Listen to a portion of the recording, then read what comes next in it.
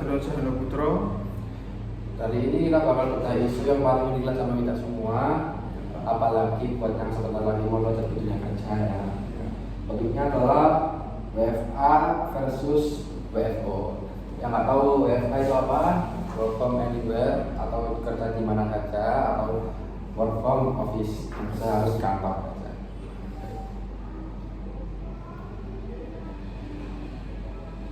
Isunya simpel tapi tricky. Apakah strategi perusahaan yang paling efektif di tahun 2026 ini adalah membebaskan karyawan kerja dari mana saja alias yang tadi dibahas WFA, atau justru harus memaksa semua orang balik ke kantor demi budaya kerja kita yang sebelum-sebelumnya? Saya langsung ambil posisi ya. Kalau saya lebih tim WFA, gimana? Saya percaya masa depan strategi bisnis itu ada di fleksibilitas. Kalau gitu saya bakal jadi tim office centric.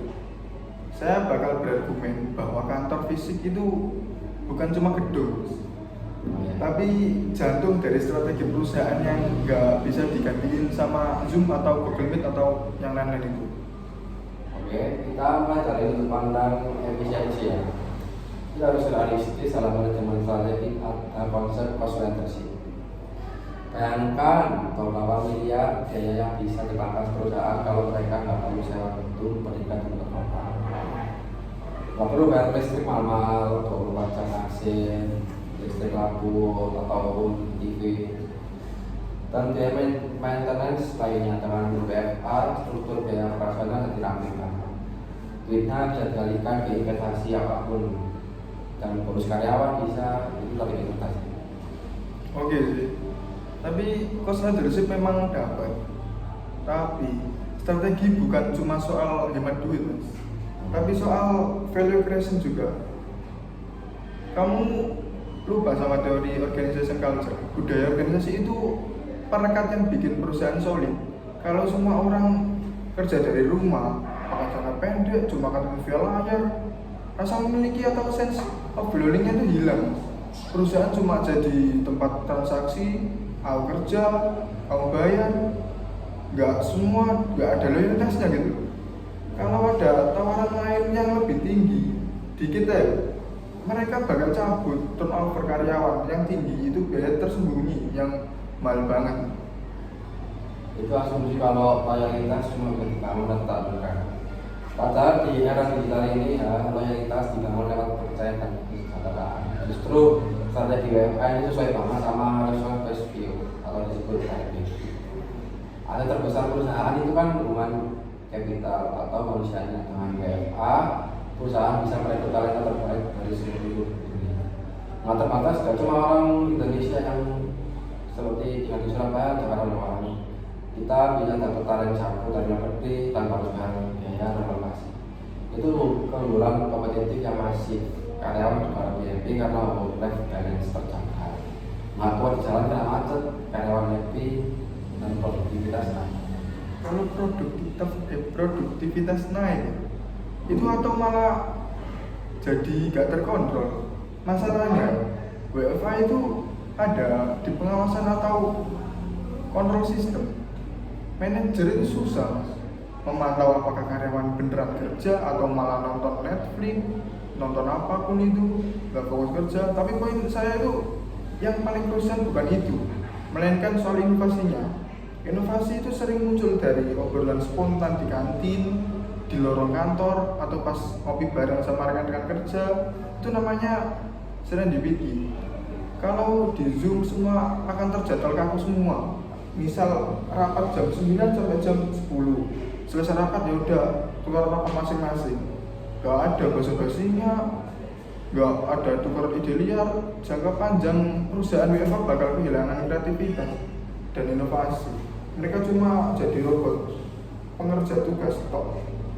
Wah, kamu menemukan kekuatan kolaborasi.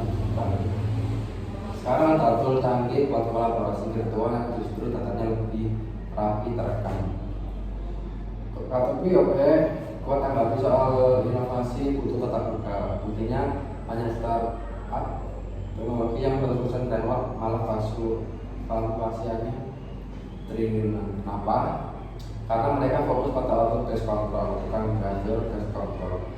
Strategi manajemen modern itu nggak peduli lo kerja tangan drone atau memakai kopi, yang penting hasilnya beres dan berkualitas. Itu kedewasaan profesional. Memaksa orang tua itu ke kantor dapat diawasi kayak anak SD, itu strategi gunanya bikin games dan kabur. Tapi Anda lupa satu hal fatal. Transfer pengetahuan atau knowledge. Ilmu itu ada dua, yang tertulis dan yang tersirat. Kalau anak magang atau karyawan baru masuk di sistem WFA, mereka bingung mau nanya siapa. Mereka nggak bisa ngeliat cara seniornya negosiasi atau cara seniornya bekerja, cara seniornya nyelesain masalah secara langsung. Akibatnya regenerasi pemimpin gagal. Perusahaan mungkin untung sekarang, tapi 5 tahun itu lagi mereka nggak punya pemimpin yang matang karena nggak ada proses mentoring alami yang terjadi di kantor. Itu resiko keberlanjutan strategi yang serius. Oke, poin soal menit itu valid dan memang jadi tantangan terbesar WFA. Waktu mentoring warga memang punya gagal. Nah, kan mulai goyah ya tim WFA. Bukan goyah, tapi berpikir secara strategis saja. Mungkin jawabannya juga ditangguti, kita nggak harus milih 100% di rumah atau 100% di kantor. Saya juga setuju sih. Kalau harus macet-macetan tiap hari nggak efektif juga. Mungkin solusinya adalah hybrid strategi. Sepakat, ini yang disebut strategi terus organisasi. Perusahaan harus bisa fleksibel, sekaligus tetap menjaga daya terkontrol.